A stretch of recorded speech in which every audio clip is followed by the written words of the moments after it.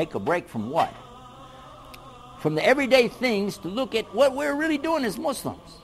That's why we said we really need to have this program for you and for me to take a break right here on Huda TV.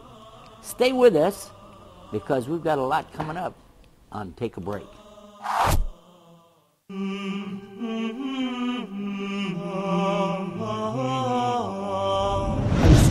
That the translation has been indirectly influenced with the Israelite narrative.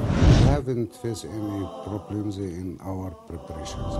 We can't call it the wise Hajj. In Egypt, you have a huge amount of initiative going on in terms of developing qualifications in different parts of the system. Reading helps you gain knowledge, but saving the net doesn't help you at all. They are all welcome to participate in the discussion and the debate about the development of qualifications. What types of books our children do or should read? Join me for further discussion of Focus Point.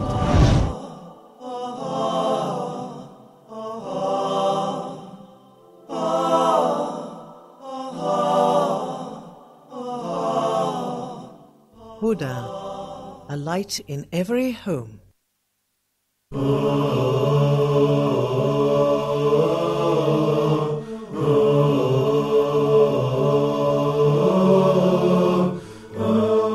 Assalamu alaikum wa rahmatullahi wa barakatuh. We welcome you back. You're watching Ask Huda. Just a quick reminder of our telephone numbers: 00-202-385555, 248 or 249. Or if you don't have the chance to call us, you can always send us that email at ask, that's ask, @huda.tv. We start off with Brother Michael from Egypt. Are you with us, Michael? Hello there. Yes, go ahead, brother. Thank you for asking me on. I just one question. I'm British and I live in Egypt, and I have been worshipping with the Church of England. Okay. And I'm just concerned if, from what I've heard on your program and speaking to people in Egypt, if I don't convert to Islam, will I end up in hellfire? Okay. Thank you very much for asking the question, Brother Michael there from Egypt. If we can go to Sister Aya's question, she says she wants to adopt and she wants to know the ruling with regards to breastfeeding the baby, and it's a girl, and she wants to know if she breastfed her, if she has to wear her hijab in front of the husband. First of all, before doing anything, we have to start from the scratch, which is the most important thing, which is intention. What is the purpose of adopting a child? Okay. In order to live your entire life happily and earn reward, meanwhile, you have to formulate an intention. So before making such a decision, I have to think about the following. The Prophet ﷺ said, أَنَا وَكَافِلُ الْيَتِيمِ فِي الْجَنَّةِ هَكَذَا, indicating that the person who would look after an orphan, sponsor him or adopt him, will be with the Prophet ﷺ in the same place in heaven. So that should be the intention. Number two, whether you do have children or you don't. Number two, adoption in Islam is different than the regular adoption. The Islam encourages us to support and sponsor orphans, right? But we do not have any right to give the sponsor orphan, whether a boy or a girl, our names. So your husband would not have the right to give him or her his last name. Rather, they will still maintain and keep their names and the names of their fathers. أُدْعُوهُمْ لِآبَائِهِمْ, as Allah subhanahu wa ta'ala said في Surah Al-Ahzab.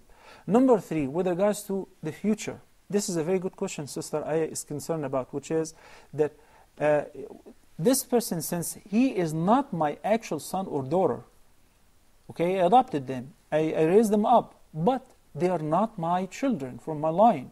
So in this condition, in order to establish a relationship, thereupon when they grow up, I would not have a problem with them living with them in the same house, having the girl not wearing hijab before my husband, and the boy, I don't have to wear a hijab before him, is either breastfeed him or her within the suckling age, which is 2 years, up to 2 years, 5 times. If you manage to do that, then this child, whether it's a boy or a girl, will become your adopted child due to, or will become your son due to suckling.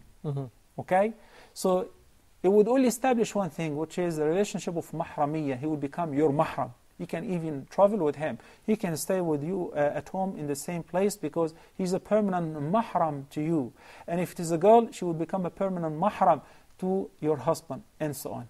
Then expect and hope a reward for every bit of spending or care or support that you would give to orphans in order to maintain this reward.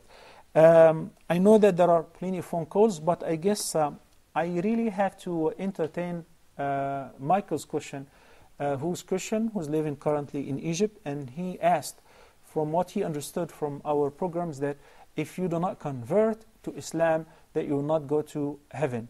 Let me say one thing. First of all, I'm very, very pleased with your phone call. I really applaud that you've made this move, and I'll be more than happy if you can take my personal phone number from the control, and would like to keep in touch for future discussions with regards to religion, obviously, whether you decide to accept Islam or not. That's a different issue. Now, I would like to modify the question by saying that instead of convert, revert. Because basically, Michael, when you were born, you have been born as a monotheistic person. You were born in the state of Islam, submitting yourself completely to the will of God, believing that there is only God, only one God who is worthy of worship. And this is what our Prophet and our religion teaches us, that every person is born in a state of pure nature, is born as a believer. So everyone is born in a state of belief. But it is his parents who would make him follow their religion, whether Christianity or Judaism or Buddhism or Hinduism or whatever. But the Prophet ﷺ did not say, and they would not did not say, and his parents would make him Muslim, because basically every person is born in a state of Islam. Islam simply means that you believe in the oneness of God. What is the meaning of this oneness? When some people say, we believe in monotheism, and we are monotheistic, we're following a monotheistic religion, this is a big statement. It requires verification. What does it mean? How could somebody say that God is 3 in 1 or 1 in 3, and still he claims that I am monotheistic? Monotheism means that there is only one creator, who is the same sustainer, provider, the one who would revive us after death, the one who would resurrect us for accountability, and the good people will go to heaven and the bad will go to hell. And good people are judged by Allah as those who recognize His oneness, the oneness of lordship, and accordingly the oneness of worship. If you believe that there is only one God, then in your worship you should only worship this God, not a picture hanging against the wall, not a statue, not the mother, not the son, not the friend. That's called polytheism. Then, when God, we believe in His oneness and we're ready to worship Him alone, we're supposed to worship Him according to His doctrine, not according to our imaginations. Yes, we do good in life, and we hope that Allah or God, the only God who is worthy of worship, will reward us for our good doings. But there are certain acts of worship which He instructed us to fulfill, such as fasting. He said, you gotta fast from this time to this time. You cannot make it up on your own without a legitimate reason in any other time, in winter instead of summer. Or simply you cannot ask somebody who's poor to pay him money to do it on your behalf.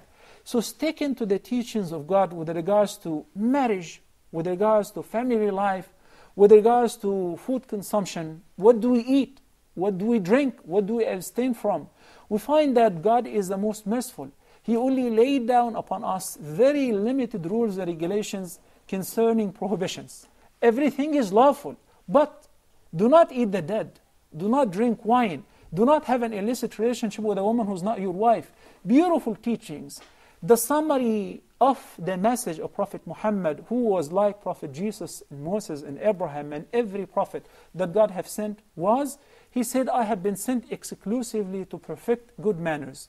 Muslims make no distinction between all the prophets, simply because Allah subhanahu wa ta'ala or God have appointed His beloved and chosen prophets to preach humanity and mankind, every prophet to preach his nation with one fact, that there is only one God who's worthy of worship.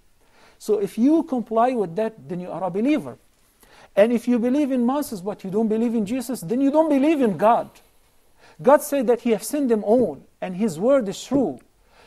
One more thing, because time doesn't allow me, and that's why I said I would be more than happy to spend some quality time with you if you take my phone number from the control, which is, when we speak logically about all the religions which are existing in this life and examine all of them, and we look at the references and the supporting documents, we will find that Islam is the truth. And the Quran, which is the only book that is preserved by Allah the Almighty, I'll be more than happy to send you a copy as a gift. The meaning in English, obviously, where you can find out on your own the teachings of the Quran. Not from Fox News, not from any news channel which is trying to portray Islam in an awful image or stereotype or bash Islam and Muslims. Rather, you wanted to know about Islam and Muslims, know it from their book, from the teachings of this Prophet, who said that me and all the prophets are brothers. Our deen, our religion is one. Our mothers are different.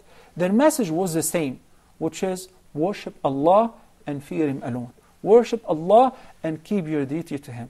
So whosoever fulfills that, believe in Allah alone as the only God who is worthy of worship, and in the prophethood of all the prophets, including Muhammad, peace be upon him, then he is a believer. Then he is monotheistic. Then inshallah he is eligible to enter heaven by the leave of Allah. Thank you so much. Jazakallah khair, Doctor. I think the viewers would agree with me that if you could have continued, they would like to listen to the rest of it, inshallah. Jazakallah khair once again for being with us today, Doctor, and may Allah subhanahu wa ta'ala continue to bless and reward you, inshallah.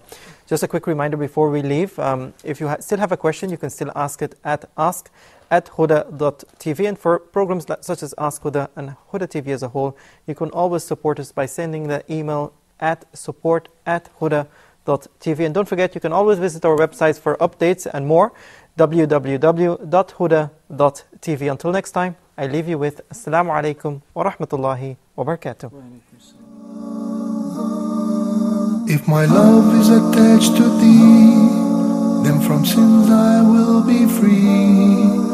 Each time my heart will beat, your name will resound with heat. Allah is my heart's speech, your mercy is what I beseech. Keep in my heart your remembrance, and in your deen allow me to advance. Help me in my quest, permit me to pass the ultimate test. Help me in my quest, permit me to pass the ultimate test. Help me in my quest, permit me to pass the ultimate test. Help me in my quest.